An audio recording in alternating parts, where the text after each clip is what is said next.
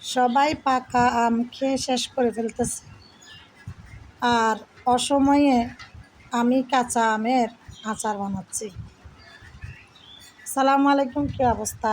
সবসময় এই আম কিনে আচার করি। এখন হচ্ছে আমার মায়ের গাছের আম। তো আমার মায়ের গাছে আম ধরছে, সেইখান থেকে কাঁচা আম পাঠাইছে। আমি আচার করার জন্য সব ছিলে নিচ্ছি এক এক করে। তো ছিলে আমি পানিতে দিয়ে দিচ্ছি যাতে কষ চলে যায়। তারপরে এখন এগুলোকে ফালি করতে হবে, অর্থাৎ টুকরো করতে হবে।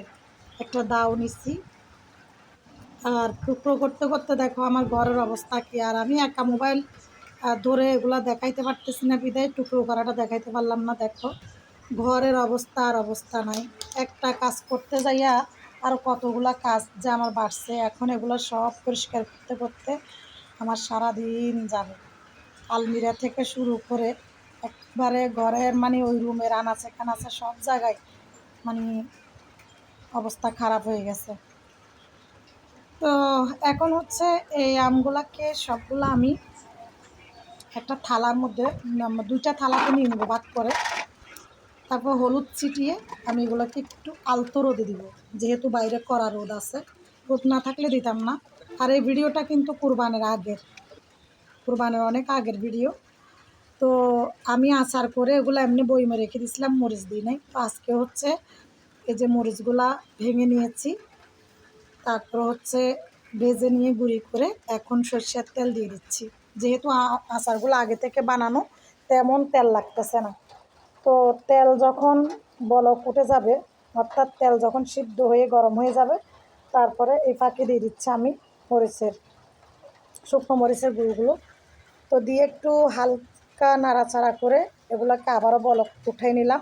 এরপরে দিয়ে দিচ্ছি আমি আমগুলা। তো এই পর্যায়ে আমি আমগুলা ঢেলে দিচ্ছি। আমগুলা হচ্ছে আমি বয়মে রেখে কিছু আম বয়মে আটে নাই, তারপর একটা বক্স রাখছিলাম। তো প্রথমে বক্সেরগুলো দিয়ে দিচ্ছি, তারপর বয়মেরগুলো দিয়ে দিচ্ছি। এখন হচ্ছে নাড়াচাড়া করে একদম মিক্স করে নেবে। এখানে আমি সর্ষে থেকে শুরু করে সব মশলাই দিয়েছি, আর পাঁচফোড়ন সব কিছুই দিয়ে দিয়েছি। শুধু বাকি ছিল কি জানো, এই যে শুকনো মরিচ তখন আমার ছিল না ঘরে, এই জন্য। আর যেহেতু ফ্রিজ দিতে হবে কোরবানির জন্য, তো সেই জন্য আমি আচারটা এইভাবে করে সুন্দর করে রেখে দিয়েছি যাতে নষ্ট হয়ে না যায়। তো আজকে হচ্ছে তার শেষ দিন। আচারগুলা ফাইনালি আমি শুকনো মরিচ দিয়ে রেডি করে ফেললাম। খুব সুন্দর